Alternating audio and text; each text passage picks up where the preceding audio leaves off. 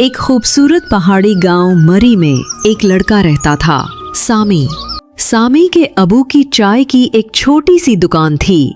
हर सुबह सामी अपने अबू की मदद करता और फिर स्कूल चला जाता। बेटा जल्दी ये चाय दे दो, गाहक इंतजार कर रहे हैं। जी अबू, अभी लाया।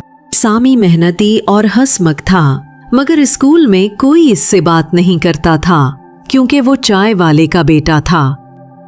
अरे कोई मेरे साथ वीडियो गेम खेलेगा? चाय वाले का बेटा वीडियो गेम खेलेगा? जा जा, पहले चाय बनाना सीख ले। सब उसका मजाक उड़ाते और सामी खामोशी से एक कोने में जा बैठता। तू मायूस क्यों है बेटा? खाना खा ले, अच्छा लगेगा। कुछ नहीं अबू, बस स्कूल में सब मेरा मजाक बनाते हैं। रे, चाय बनाना कोई बुरी बात नहीं बेटा। दिन में सबसे ज्यादा लोग चाय ही के बारे में सोचते हैं। चलो आज हम दोनों खेलते हैं। कौन सा खेल खेलना है? वक्त गुजरता गया। अहमद साहब को लगा कि शायद उनके पेशे की वजह से उनके बेटे के दोस्त उससे दूर जा रहे हैं, लिहाजा वो चाय के साथ साथ कोई दूसरा काम ढूंढने लगे। इसी दौरान स्कूल में बच्चों को जंगल की सैर पर ले जाने का प्रोग्राम बनता है। पापा, हमें स्कूल की तरफ से जंगल की ट्रिप पर ले जाया जा रहा है। मेरे लिए जरूरी सामान पैक कर दीजिएगा। जी बेटा, जरूर। एक बात और बतानी थी, मैं नई नौकरी ढूंढ रहा हूं ताकि तुम्हें अब अपने दोस्तों के सामने शर्मिंदा न होना पड़े। वो तुमसे बात भी करेंगे। सामी खामोश रहा, मगर दिल ही दिल में उदास हो गया। अगले दिन सब बच्चे जंगल पहुंचते हैं और ट्रैकिंग शुरू करते हैं।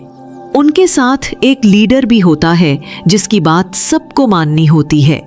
सब अपने बैग लेकर चलने लगते हैं। इस्टे में सब हुस्न पर हंसने लगते हैं। उसे बहुत बुरा लगता है। कुछ दूर चलने के बाद वो थक जाता है। यहाँ रुक जाते हैं, थोड़ा आराम कर लेते हैं। नहीं, हम नहीं रुक सकते। अगर रुक गए तो अंधेरा हो जाएगा। बस लीडर बन गया है तो अब हम पर हुक्म चला रहा है। हम तो नाश्ता करके ही चलेंगे। सामी मन करता है, मगर वो बच्चे फिर भी रुक जाते हैं। सामी छोड़कर नहीं जाता, वो भी उनके साथ रुक जाता है। तने में टीचर और बाकी बच्चे आगे निकल जाते हैं। नाश्ता करके वो फिर चलने लगते हैं, मगर जल्द ही सूरज डूब जाता है।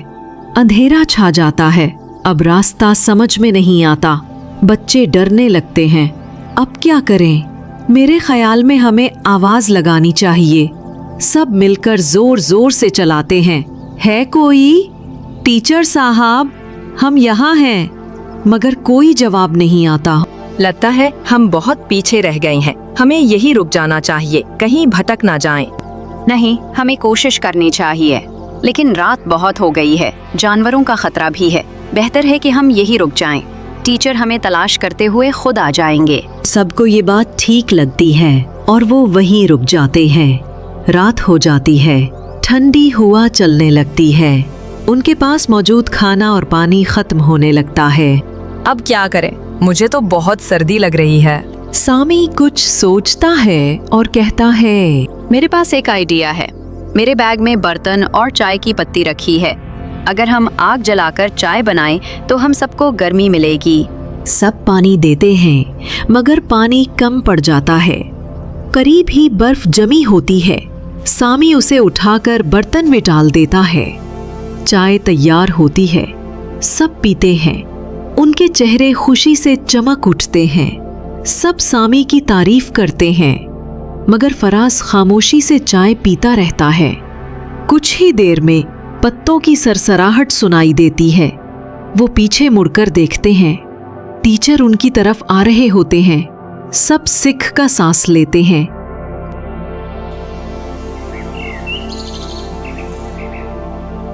जब वो कैंप पहुंचते हैं तो टीचर उन सब की तारीफ करते हैं। हम सब महफूज सिर्फ अपने लीडर की वजह से हैं। ये सुनकर सामी के चेहरे पर खुशी के आंसू आ जाते हैं। उस दिन के बाद सब बच्चे सामी के दोस्त बन जाते हैं। अगर आज सामी को चाय बनानी ना आती तो शायद वो सबके दिल ना जीत पाता। आज पहली बार उसे चाय वाला होने पर फख्र महसूस हुआ। अगले दिन वो खुशी खुशी अपने अब्बू के पास गया और सारी बातें बता दी। बेटा, एक बात मेरे पास भी है, मैंने अच्छी नौकरी ढूंढ ली है। ये सुनकर सामी चूक गया और बोला, नहीं पापा, आपको काम बदलने की कोई ज़रूरत नहीं। आप जो भी काम करते हैं वो अच्छा ही होता है। कोई भी काम छोटा या बड़ा नहीं होता। ये बात मुझे अब समझ आ गई है। ये सुनकर अहमद साहिब खुश हो गए। अगले दिन सामी खुशी खुशी दुकान पर अपने अब्बू की मदद करने लगा।